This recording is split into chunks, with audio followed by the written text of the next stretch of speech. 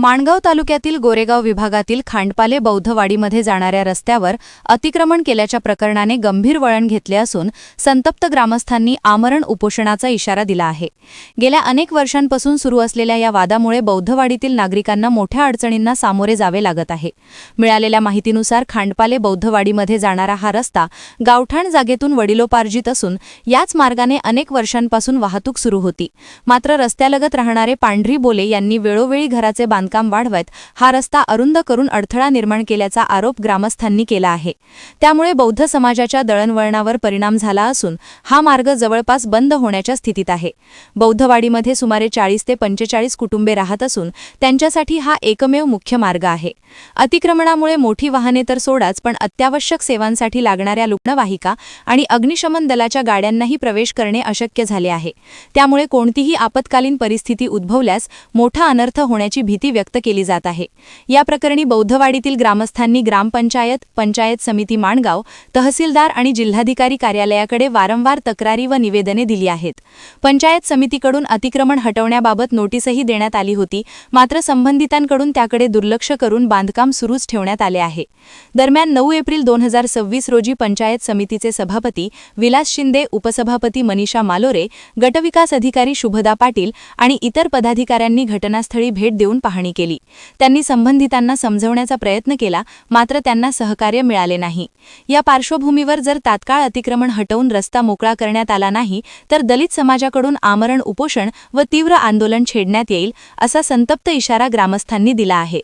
भेटला मार्ग तर चांगला आहे, तर प्रत्येकाला कायदेशीर बाबी आहेत त्या पद्धतीने होईल, परंतु आपल्या सर्वांना मानवता धर्म आहे, माणुसकीचा धर्म आहे, त्या दृष्टिकोनातून आपण चांगला विचार करणं प्रत्येकाने गरजेचं आहे।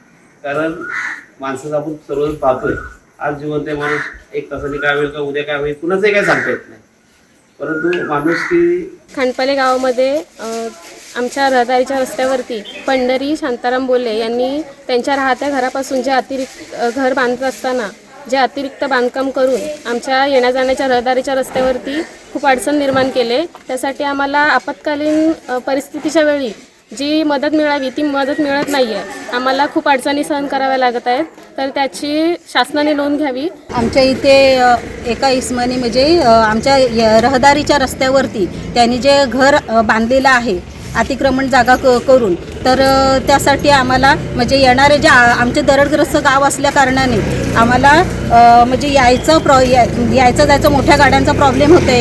उदाहरणार्थ ॲम्ब्युलन्स म्हणा, फायर ब्रिगेडची गाडी म्हणा, असं जर आम्हाला का गाड्यांची अडचण होत आहे तर शासन प्रशासनाने ह्याच्यावरती खरोखर लक्ष द्यावं, हीच आमची विनंती आहे खांडपाले बौद्धवाडीची। तर एक रस्त्यामध्ये अडचण केलेली आहे शांताराम बोले यांनी, तिथून गाडी पण व्यवस्थित येत नाही आणि घर बांधायचं झालं की मटेरियल पण खाली टाकावं लागतोय, त्याची सुद्धा गाडी, साधा ट्रॅक्टर सुद्धा येत नाही, पाण्याची गाडी सुद्धा टँकर येत नाही तिथे, तर आम्हाला प्रॉब्लेम सॉल्व्ह कशी येईल गाडी कशी येईल मला सांगा।